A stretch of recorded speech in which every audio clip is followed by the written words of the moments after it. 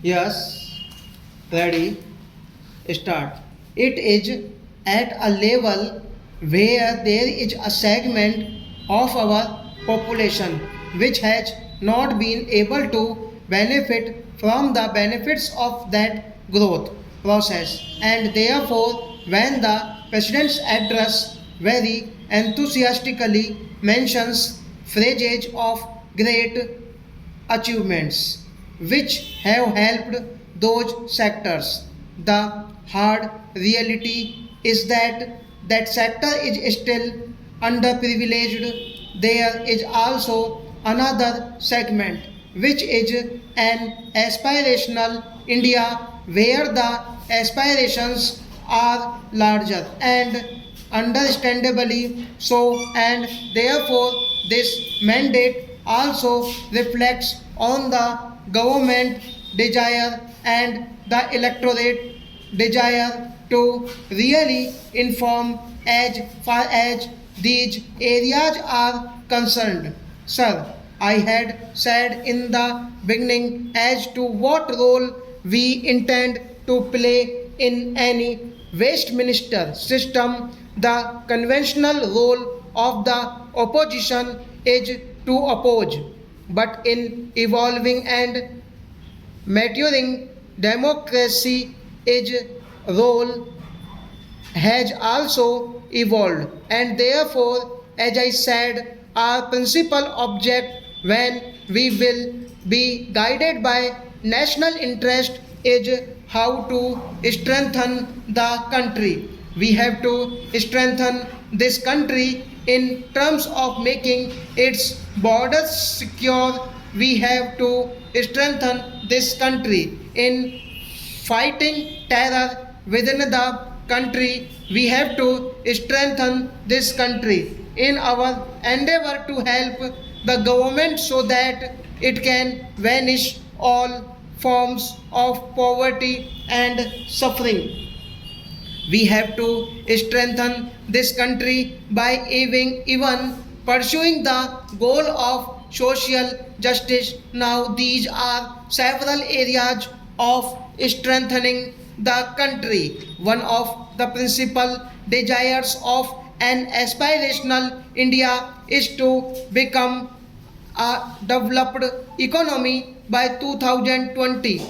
Now, in each of these endeavors, there are areas where we will support the government, there are areas where we will caution the government, and there are certain areas where we will be required to fiercely oppose the government. And when I read and even when I heard the Honorable President's address, I was a little disappointed on one score.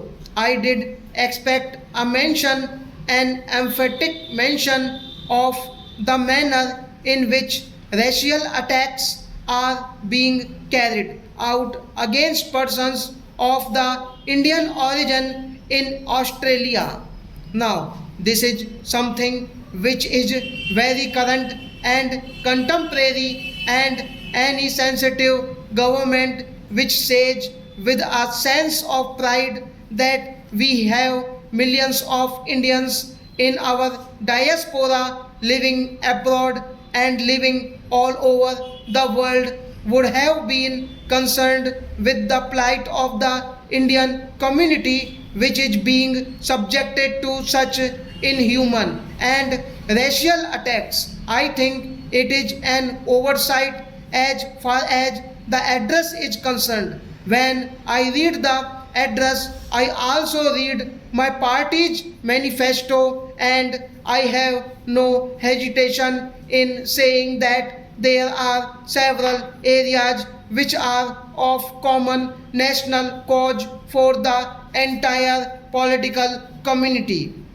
Our roads may be different, but the ultimate destination is really the same, and therefore the emphasis which the president's address has been given on achieving a high growth and a low inflation, I think is something on which we will stand solidly behind the government.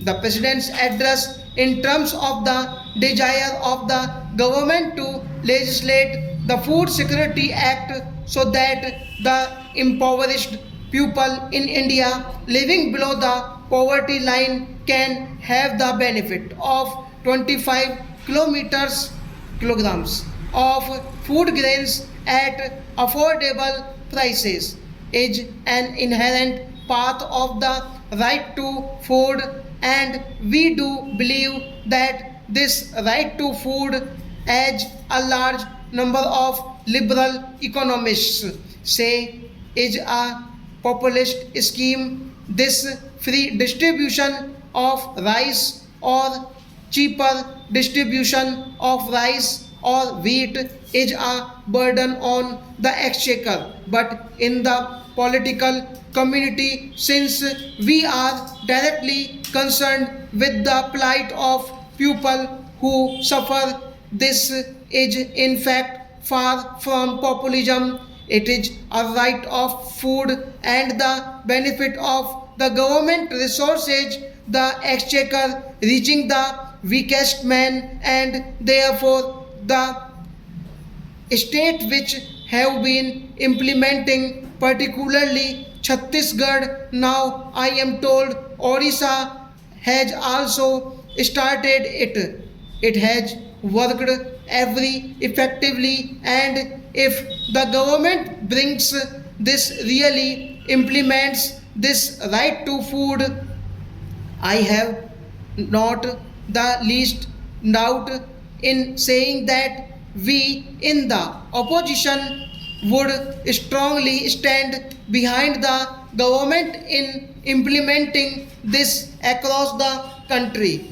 As for the determination which the government has ostensibly expressed for having a zero tolerance as far terrorism is concerned, my party had occasionally felt in the last 5 years that the government was soft on terror, and we were amongst people who were considered as those who really stand by this phrase zero tolerance on terror.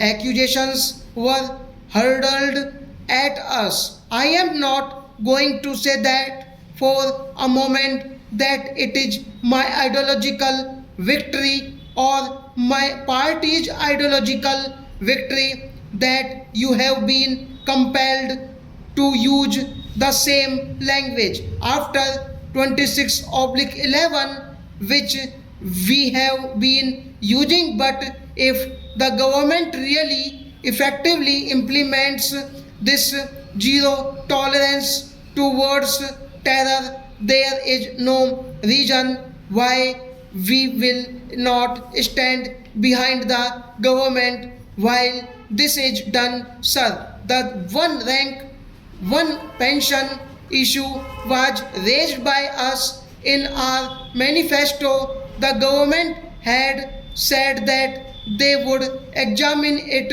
I would seriously urge the government to not merely examine it but not to concede to this demand. Stop.